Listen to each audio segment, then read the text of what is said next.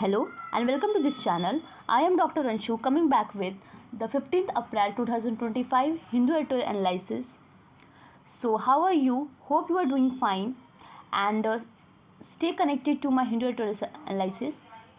Every day I am uploading this series as a revision series. You can just go through the Hindu analysis where you get all the important headlines related important to the exam point of view. And what I am thinking that should I upload this Hindu editorial analysis only on a weekly like weekend basis. That's why you also get a time to revise this current affair and for some only the important things, because basically the newspaper is a continuous incidents of the series in the series way, and if I same thing that I will cover and again day, it will become a boring and not interesting, and also I am seeing that my audience is not engaging to my this in the analysis. So I thought like and also this making this editorial take me almost more than 1 hour half hour, because in morning I study itself to my newspaper, and then again I make a half hour ppt and half hour presentation. So and my exams are also nearby, so what I thought that and also the it's important, it's high time to cover statics part more, and on the weekend basis I will upload like Hindu editorial analysis as a weekend, as a weekly series, like so the all the important like news will be covered in the one day, and what the events will be in episodic way, so it will not like create a so much boring thing. And also maybe the that day editorial can be more than 30 minutes, because if you are covering a whole weekdays news, so on weekends it may be then uh, it's can't be 1 hour, but at least more than 30 minutes. So stay tuned and just give me a feedback suggestion. I'm literally I need this time I really need motivations lot, because this big time exams are so much near, and I'm also appearing from other exams also apart from the state PCS and UPSC. I've also my like graduation subjects exams, like and after completing that I will freely like I'm able to upload in the base like basis series. And also I'm audience is not engaging, so I thought like it is becoming boring. It's a reason, but I'm not like breaking this thing that I'm not will continue the series. I will continue it. The thing is that like this already I have yesterday news I've already covered this violence of Bengal, and also as today's newspaper, so it's already same thing is repeated basis, and all repetition will be like summarized on the weekend day, so it will be good also for you. Like if you can't able to cover on the daily basis of current affair, you can cover in the just at weekend days. So just tell me in comment what you think. Your opinions matter to me a lot. I'm just very much confused regarding this. So I just discuss you these things. So sorry for wasting a lot of time. So I know it's a very crucial time. So not wasting so much time. Let's have a recap what we are going to cover. The front page is cover about the violence occurred in Bengal Bhangar Act over Waqf Act, and Dimitar Mehul Choksi held in Belgium as India pushes for extradition. Same news is related to this on second page about Choksi was arrested from Belgium. Third is it's about the stock surge, but the Trump does not down in China, and the Telangana formalizes categorization of SC into three groups, granting separate quotas, and it's a Bihu beats is depicting in the today's editorial analysis. Fourth is about the editorial as a history as a battlefield, the pulse of reversing the past, and opinions. Next variety is about the feminism of polarized things, and sixth is about how the government exaggerates the problem of farmers. So I today I have not added so much extra things. Important just cover the editorials and important headlines. So let's start with the front page about the thought of day, that be proud of how hard you are trying. Anything that you are trying, just be proud to yourself, because that one you are different from that 1% person peoples that are doing nothing, just thinking for better future without working anything for their life. To achieve anything only thinking and not taking actions will not give a result. You all have to do is the hard work, and this is only the key. So let's start with the violence over a Bengal's Bhangar over a Waqf Act. So there was also an incident taking place in the it's 24 Pargana house in the Murshidabad district.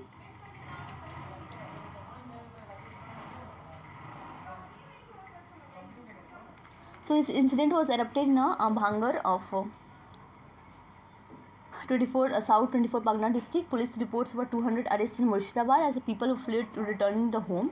So there is a there is a protest against the Waqf Amendment Act, and even the violence in the areas of the state Murshidabad district were slowly bringing to the no major incident reported in the past 36 hours. So the violence erupted here, and the gathering of Indian Secular Front leader MLA Nawaz Siddiqui and mob attack to the police personnel set up 5 motorbikes in Sonepur Bazaar area, Bingar, and its a prison van was attacked, and some police sustained to ensuring the violence. So 200 arrested were, and the additional director general police and also said that the violence was reported in Murshidabad. So what is the like opposition's parties alleged that the 400 people from Murshidabad fled their home to escape violence, and the BJP state president President Sukanta Mujumdar visited once on the camp on Monday and said that women at the camp complained their homes were torched and their property was destroyed. Chief Minister Mamata Banerjee appealed peace and said the people to be hold a protest and obtaining permission, as he argued the people to restrain themselves against provocation.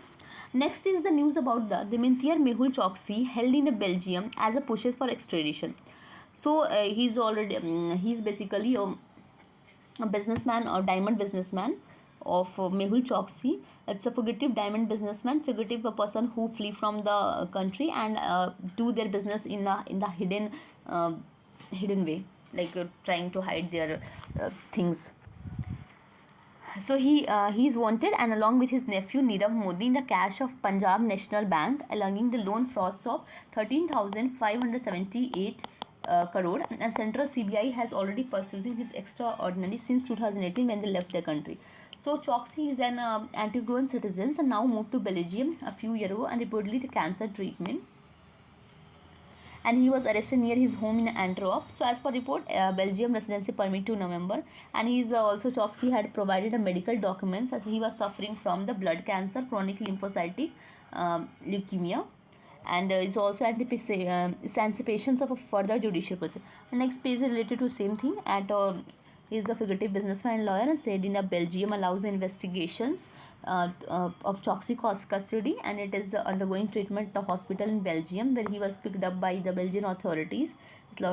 He has filed an appeal or freedom request and pleaded that probes can continue out need of him being in custody. So when asked about the details medical condition, Mr. Agrawal said client was suffering from cancer, also tortured, that he has faced physical deformities and faced him he will speak to the Antigua Dominica. They also confirmed the reports in Belgium media quoted the Choksi to lawyer that he was get torture and abuse, and also 2021 a boat from Antigua Dominica. So franchise Gitanjali Lifestyle Company, he has assured that there will be minimized guarantees and there will be profit sharing on the total sale. He was also to be give 12% of per annum minimum guarantee and invested 10 crore on them. So next is the India's release out to Belgium at a Choksi case. So CBI is inquiring about this case, and is being initiated by the police officer after the hearing in Rosa Dominica in 21 News. Next is about here the Bihu beat pictures representing the women dance to beat as a men to percussion instruments during the Rongoli Bihu festival in Guwahati on the Monday. And the Rongoli Bihu celebration marks the Assamese New Year. So it's Assamese New Year, and also today is the Bengali New Year. So here the stock surge, but the Trump doubles down on China. Stocks on market on Monday welcomed US tariff exemptions from electronic, but the President Donald Trump signaled the grievance would be temporary and warned that no country would get off the hook trade war, especially China. The world's 2 largest economy has been locked in a fast-moving game of a brinkmanship since the Trump launched a global tariff. So tit for tat exchanges here, and has been seen that US levies forced China rise to 145% in a Beijing, setting a reportedly 125% ban on transport US transport. The US side had appeared to dial and pressure slightly, and also the tariff exemption for smartphones, semiconductors, and these are the things that has have a high tariff on it: semiconductors, smartphones, laptops also, and the like Paris and Frankfurt stock exchanges were up to 2%. London gained 1.7%, Hong Kong rose 2.4%. So next is a loan turns cheaper at a SBI and BOI cut the lending rates by 25 basis points.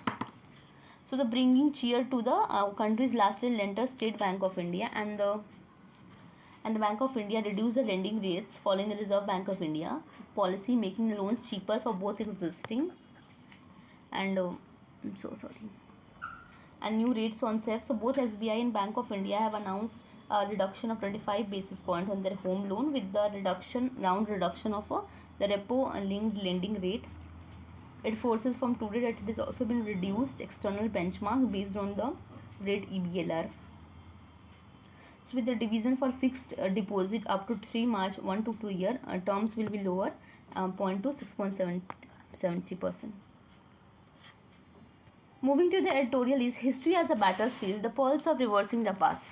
So your writer is presented here that history should be same as they are.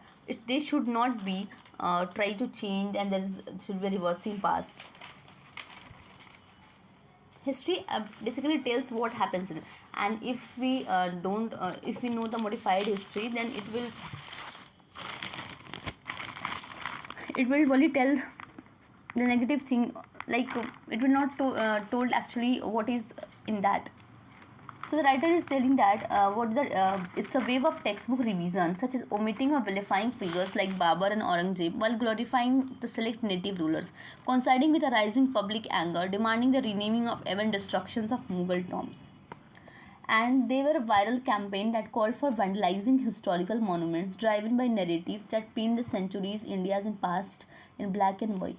While the advocate claimed that such moves correct the colonial or biased portrayals, selective rewriting history often fuels the polarization, not clarity. It's not give the clarity; it doesn't only give the polarization, and some interest of people get angered, and there should be not a clarity.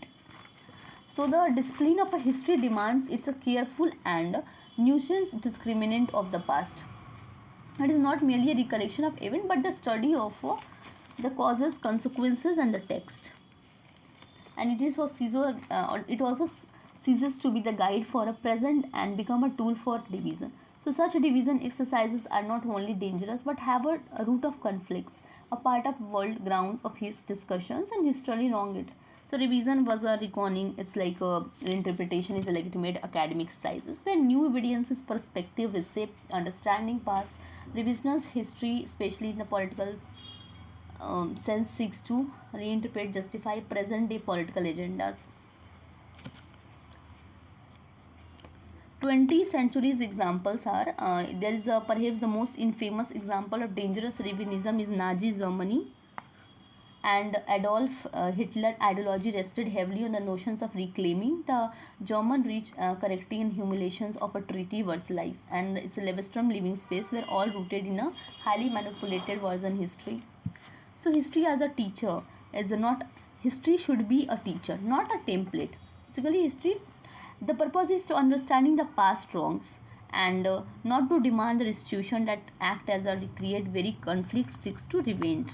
The obsession with returning perceived golden past blinds, and those who cannot remember past are uh, condemned to repeat it, but equally dangerous those who remember past not wanting to revive it, seeking justice through reversal, not reconciliation.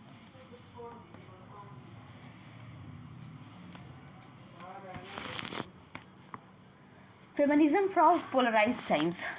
So the writer Ruchi Gupta have written about the feminism for the polarized times. Like there is a current in a delimitation focus on the impact of federal balance of power. Another historic rebalancing continues of implementation of Women Reservation Bill 2023. The bill marked a watershed moment. Gender equity moved from the margins of political discourse to it and center, and no institution can now, like yet this is very mainstream line has paradoxically made it harder sometimes to engage. So as a woman I often find himself that ages of feminist discourse. So there's two terrains, like there are two distinct terrains when talk about the women's issues. The first is structural way of design, and the society, the way of design of a society can keep a woman of margin. Second is the realm of interpersonal relationship, and these overlap but imposing the structural lens too heavily on personal risk, distorting both.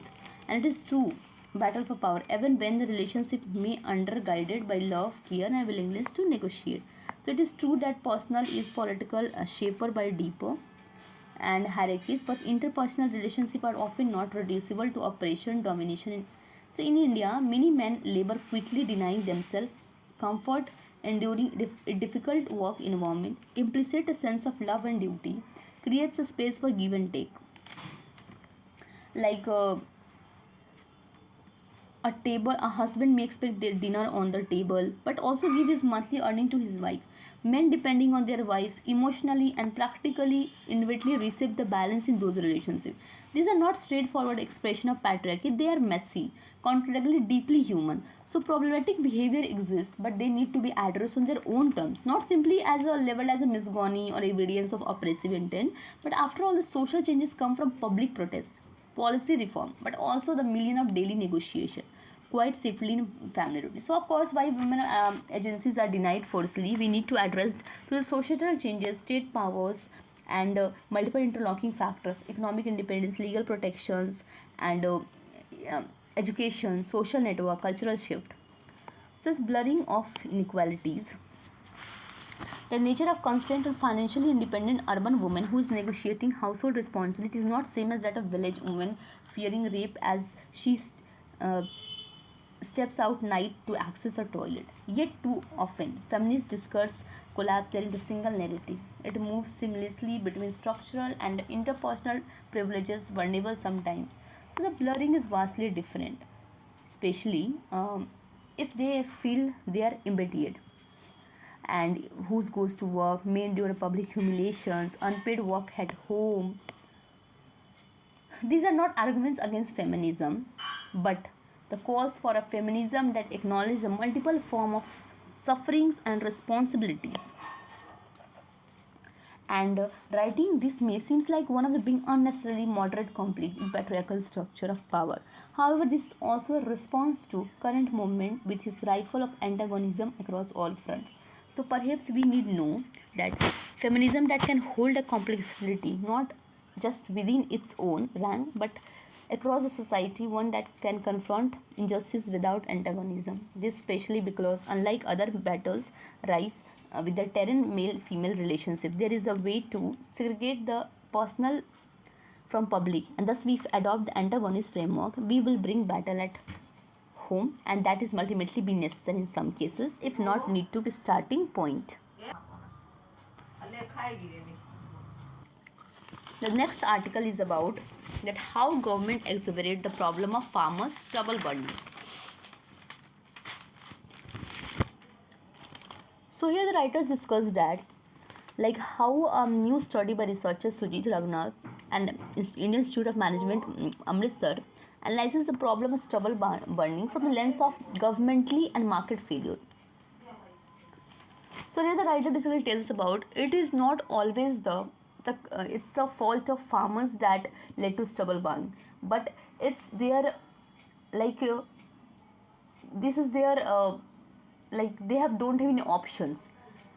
Instead of doing that thing, they just grow the cereals crops like wheat, rice, and and they are and that's because they have a subsidy on it. And second reason is that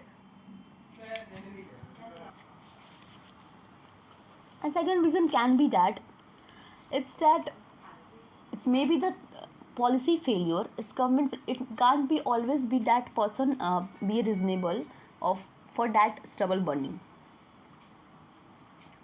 So the writers discuss the November Indo-Gangetic Plain is often clouded in a pall of pollutions. The cessation of monsoon winds from the preceding 4 months, and a drop in temperature leads to the pollutants 1 year. And rear round sources such as vehicles, power plants, construction, dust, suspended particulate matter persisting as a black shroud because of formation of inversion layer. This means that these particles aren't flushed out from any reason. Stronger winds are high atmospheric regions.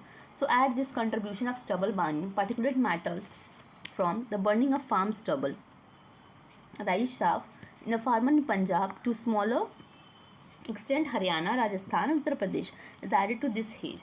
In Delhi, several other North Indian cities, farmer stubble is burnt in October, November because it is the cheapest method of employed by farmer to prepare their soil for rabi wheat.